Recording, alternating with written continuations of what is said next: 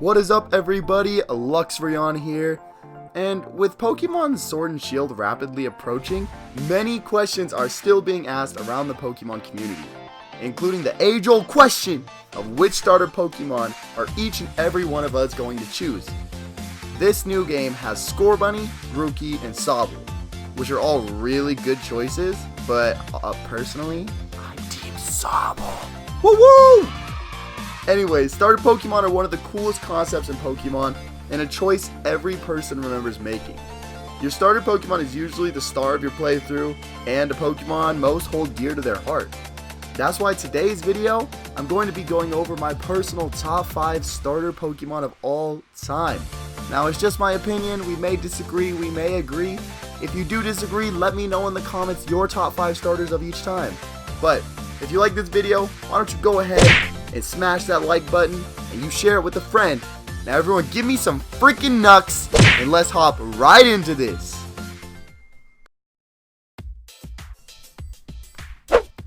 Alright, kicking things off, we've got a fan favorite starter. And so coming in at the number 5 spot, we have my main man, Cyndaquil. So, not gonna lie, I started playing Pokemon really late. But I mean, I'm a 2000s baby, so by the time I could understand Pokemon, we were already on Diamond and Pearl. So basically, Pokemon Heart Gold was the second game I ever played. And I'm not gonna lie, compared to the 4th gen starters, when I saw these set of starters, I was kind of disappointed. I chose Cyndaquil because I thought he looked the best out of the 3, but he still wasn't, and he wasn't that cool to me. But dang, was I wrong. Cyndaquil turned out to be one of the cutest, sass, most ferociousness-ist, that's not a word, beast that I've ever played with. And when he became a Typhlosion, he wreaks even more havoc. Also, the first time my Cyndaquil popped out of the Pokeball and started following me, I thought it was like a glitch, but I was just like, dang, little homie, that's freaking sick. Also, in my first playthrough of Heart Gold, I over-leveled my Cyndaquil / Typhlosion, so he was about level 63 when I faced Lance, and let's just say Lance got swept. So yeah, that's why I love me some Cyndaquil, and he's sitting nice at my number 5 spot.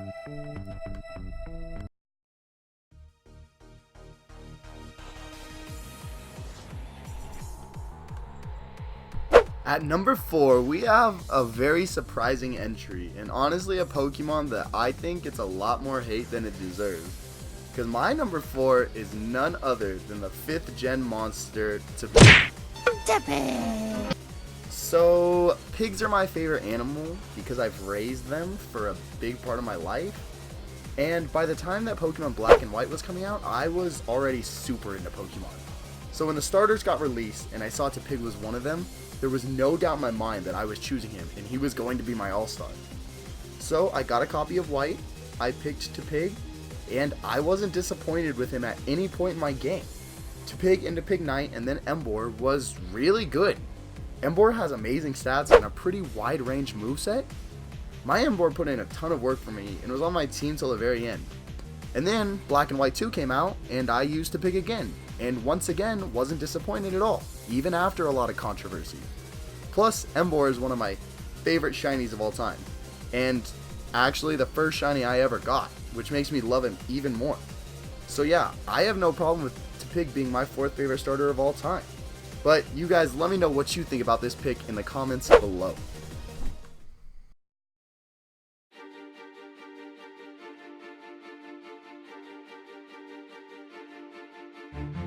I wanna be the very best, like no one ever was. Oh, hey. I didn't see you guys there. Number 3 is Treecko. Okay, but anyways, Treecko is a monster in a generation where every starter is honestly a good choice. Personally, I have nothing against any of the Gen 3 starters. I think they're all beasts, but I chose Treecko because he was the coolest looking one to me. Also, by the time I got Pokemon Ruby, Ash had already had a Treecko in the anime, and that Treecko had that sick, cool straw stick thing in its mouth. And I thought Trico was just so sweet. And when I chose my Trico, he never let me down. My Trico was a star my whole playthrough, and when he evolved into Grovyle and Sceptile, he kept that pride up. But honestly, I came to love Trico, Grovyle, and Sceptile more in the anime than my personal playthroughs. Sceptile, personally, is a monster in Ash's Hoenn League adventure, and I'm sure none of us will ever forget the day that Ash's Sceptile took down Tobias' Darkrai. When this happened, I just sat there, and I was like, yeah, Sceptile's my boy. Then guess what happened? Boom! Megas! Mega Sceptile! I'm a Christmas tree, but I'm also a dragon. What's good? So yeah, Sceptile number 3, keep being a beast, Trico, Grovyle, and Sceptile.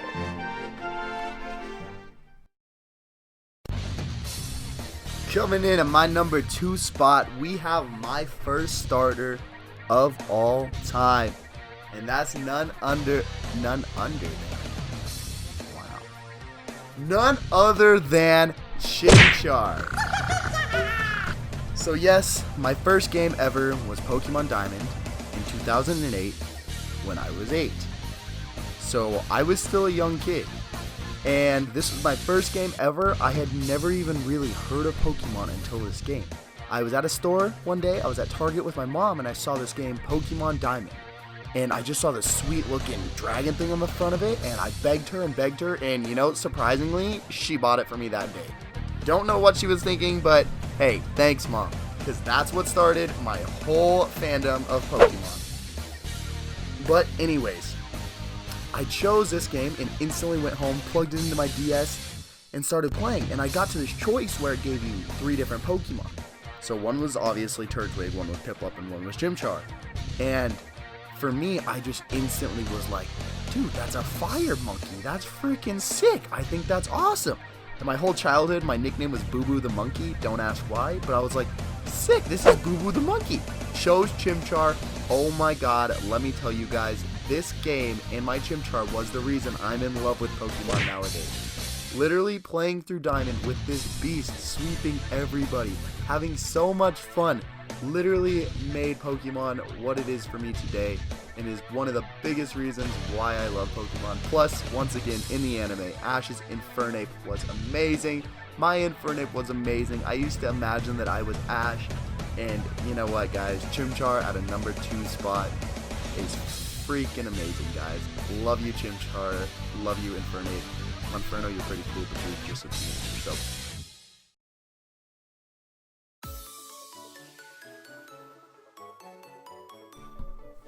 So many of you are probably asking, wow, you had a lot of good things to say about Chimchar. Who could possibly beat your first starter Pokemon ever in the Pokemon that made you fall in love with Pokemon?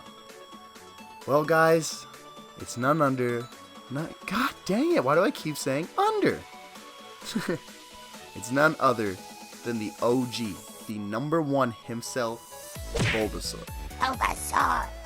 So, I got into Pokemon, and when I got into Pokemon, I started learning a lot about Pokemon, and I started watching videos, and I started playing. So I picked myself up a copy of Pokemon Leaf Green, okay? And when I got this game, I was still young, I was like 10 years old, and so I got the 3 starter choices, Bulbasaur, Squirtle, and Charmander.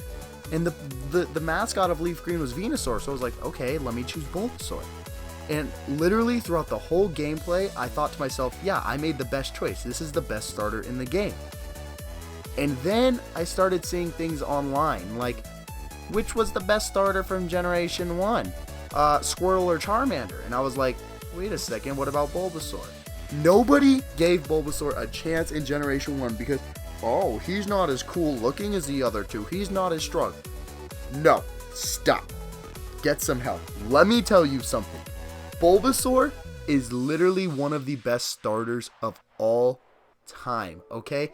When I've played through him as a kid, through nowadays, if I ever get a Bulbasaur or a Venusaur in playthroughs or in randomizers, he literally is one of my most desired and best Pokemon on the team.